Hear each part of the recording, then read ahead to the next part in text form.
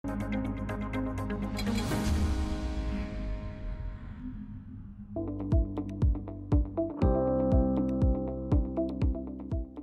sambiloto adalah tanaman perdu yang biasa tumbuh di pinggiran sawah, kebun, atau hutan.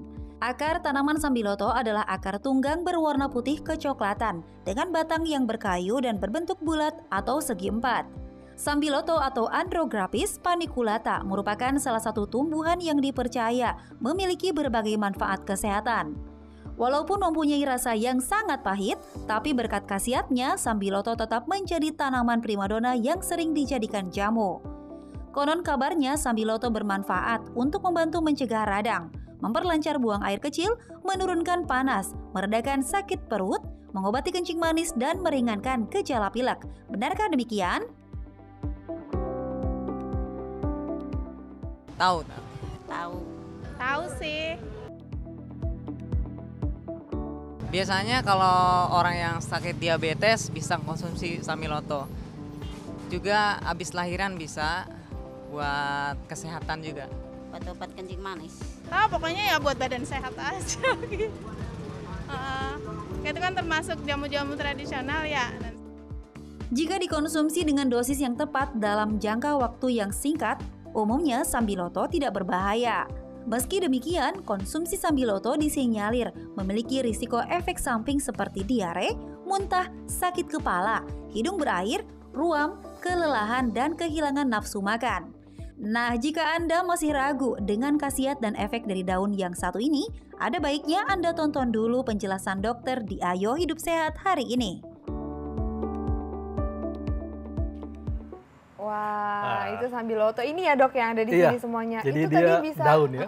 Bisa ngurangin nafsu makan. Itu lumayan juga ya. Kayaknya pas ya Mbak Intan ya. Tapi ini kita mesti bahas nih tentang kabar bahwa sambiloto ini khasiatnya banyak untuk kesehatan. Untuk jelasnya langsung saja kita undang Dr. Lona, spesialis farmakologi klinik. Siang dok, apa kabar? Halo, siang dok. Dok, kita ngebahas sambiloto. Ini kan tanaman herbal dok ya. Katanya sambiloto ini bisa meningkatkan kekebalan tubuh. Ini fakta atau mitos dok? Meningkatkan kekebalan tubuh pada hewan, fakta. Oh, pada hewan, pada manusia? Kenapa saya bilang begitu? Karena penelitiannya baru terbatas pada hewan coba, tepatnya tikus. Belum pada manusia, dan pada hewan coba dapat meningkatkan aktivitas sistem imun dan aktivitas sel makrofag. Sel makrofag adalah salah satu sel yang berperan untuk meningkatkan sistem imun. Dan dari hasil uji pada hewan tersebut terbukti bahwa zat aktif yang ada pada sambiloto, pada daun sambiloto tepatnya, itu dapat atau memiliki efek imunomodulator yang poten. Imunomodulator artinya meningkatkan sistem imun atau meningkatkan kekebalan tubuh. Jadi kalau pada manusia ini masih mitos dok? Masih mitos. Oh, mitos ya ternyata. Oh, ternyata masih mitos ya buat manusia. Iya, belum terbukti pada manusia melalui uji klinik. Baik dok. Gitu. Jadi masih baru untuk hewan aja ya. Penelitiannya baru terbatas pada hewan, tidak menutup kemungkinan di kemudian hari dilanjutkan dengan penelitian pada manusia. Setuju dong. Jadi memang alurnya sebelum diteliti pada manusia itu harus diteliti pada hewan dulu. Betul. Jadi tidak menutup kemungkinan daun sambiloto nanti diteliti pada manusia dan mungkin bermanfaat untuk meningkatkan kekebalan tubuh. Dan katanya nih dok, ibu hamil atau menyusui tidak boleh mengkonsumsi sambiloto. Ini fakta atau mitos? Kalau itu fakta. Oh, kenapa? Kenapa demikian? Karena belum terbukti atau belum ada pembuktian ilmiah yang benar-benar menyatakan bahwa ibu hamil dan wanita menyusui aman mengkonsumsi daun sambiloto. Yang dikhawatirkan apa? Ibu hamil itu kan sedang mengandung janin. Dikhawatirkan terjadi kontraksi yang abnormal yang nantinya akan meningkatkan resiko keguguran dan mengganggu kesehatan janin serta bayi apabila si ibu menyusui. Karena belum ada penelitian atau belum ada uji yang memastikan bahwa berapa konsentrasi zat aktif yang ada di daun sambiloto yang dikeluarkan melalui ASI. Kalau berlebihan dan sampai dikonsumsi oleh si bayi yang sedang menyusui, dikhawatirkan dapat mengganggu kesehatan.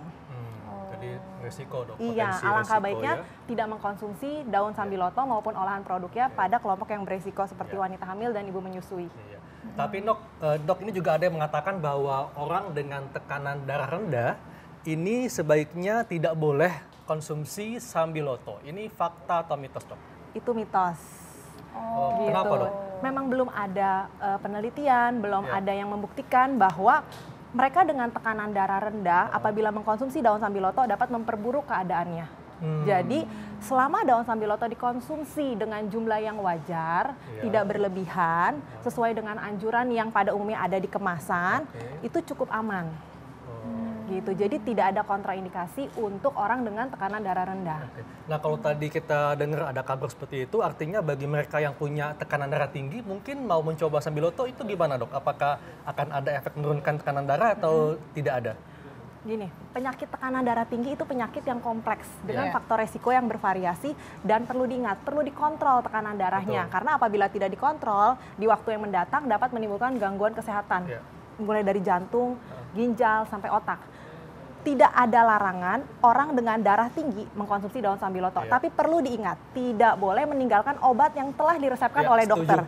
Dan apabila mau mengkonsumsi daun sambiloto ataupun olahan produknya sebagai terapi tambahan, jangan lupa konsultasikan ke dokter atau informasikan ke dokter yang merawat. Kenapa demikian? Dikhawatirkan zat aktif yang ada di daun sambiloto ini bisa berinteraksi dengan obat yang diresepkan oleh dokter. Nah, kalau kayak begitu bukan manfaat yang didapatkan, malah gangguan kesehatan. Resikonya ya dok ya. Dok, kabarnya nih, sambiloto bisa menurunkan kadar kolesterol. Ini fakta atau mitos? Itu fakta. Itu fakta. Kenapa, Dok? Kenapa saya bilang fakta? Karena kalau memang sudah ada uji kliniknya pada manusia, tepatnya di Thailand dan sudah dipublikasi di salah satu jurnal. Cuma penelitian tersebut, subjek penelitiannya masih sedikit. Di situ baru 60 orang. Mereka yang mendapatkan ekstrak sambiloto yang mengandung zat aktif andrografolite. Jadi di daun sambiloto ada zat aktif yang namanya andrografolite. Di penelitian tersebut mereka mengkonsumsi sebanyak 120 gram per hari ekstrak sambiloto yang mengandung andrografolite dan terlihat efek penurunan kadar trigliserid atau lemak darah. Tapi perlu diingat, di penelitian tersebut mereka selain mengkonsumsi daun sambiloto juga melaksanakan pola hidup sehat dengan berolahraga rutin dan membatasi asupan kalori serta lemak jenuh. Dan selain itu, ini kan penelitiannya masih sedikit, baru 60 untuk memastikan manfaat, keamanan, serta efek samping yang mungkin timbul apabila seseorang mengkonsumsi daun sambiloto sebagai obat penurun kolesterol belum terbukti benar karena belum banyak yang ikut serta dalam penelitian tersebut. Selain itu, perlu diingat, orang dengan kadar kolesterol yang tinggi biasanya mendapatkan obat yang telah diresepkan oleh dokter. Jadi wajib menginformasikan ke dokter yang merawat kalau mau mengkonsumsi sambiloto rutin. Kenapa? Jangan-jangan atau dikhawatirkan ada interaksi antara andrografolite atau zat aktif yang ada di sambiloto dengan obat penurun kadar kolesterol atau lipid yang diresepkan oleh dokter. Jadi nggak boleh sembarangan ganti obat, Dok ya. Ganti tadinya minum obat kolesterol diganti dengan sambiloto. Dan tentunya diimbangi dengan pola hidup yang sehat. Setuju, Dok. Dan dok, ada juga nih kabar bahwa jangan mengkonsumsi sambiloto bagi para penderita gangguan darah. Ini fakta atau mitos? Fakta. Kenapa tuh, Jadi memang di salah satu formularium tanaman obat atau ramuan obat tradisional Indonesia tahun 2017, mereka yang mengkonsumsi obat pengencer darah, obat darah tinggi, obat hipertensi, obat sakit jantung terutama untuk pasien-pasien jantung tidak dianjurkan mengkonsumsi daun sambiloto secara rutin. Apalagi kalau tidak berdiskusi atau menginformasikan ke dokter yang merawat. Gitu. Karena efeknya nanti bisa saling interaksi, Dok. Bisa saling berinteraksi atau bisa beresiko timbulnya efek samping yang timbul yang di luar dugaan karena kan dia mengkonsumsi obat lain yang sudah diresepkan oleh dokter yang kita tidak pernah tahu apakah nanti ada potensiasi efek samping atau potensiasi efek terapi. Dan dok, kalau mau mengkonsumsi sambiloto ini sebenarnya yang paling baik itu gimana sih dok? Apakah sudah berbentuk kapsul seperti ini ataukah memangnya masih berbentuk daun dan diseduh?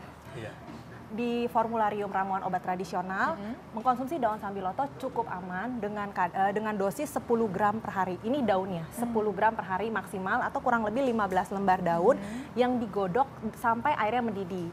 Di situ dianjurkan digodok dengan 3 gelas air sampai menjadi 1 gelas air, lalu disaring dan ditunggu sampai hangat.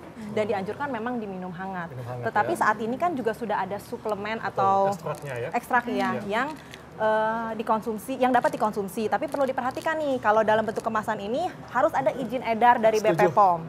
Lihat anjuran dosisnya. Dan jangan lupa setiap mengkonsumsi tanaman obat, baik sambiloto maupun olahan produknya, diskusikan, informasikan ke dokter yang merawat. Apalagi buat mereka-mereka yang punya riwayat penyakit tertentu dan punya kebiasaan mengkonsumsi obat yang sudah diresepkan oleh dokter secara rutin.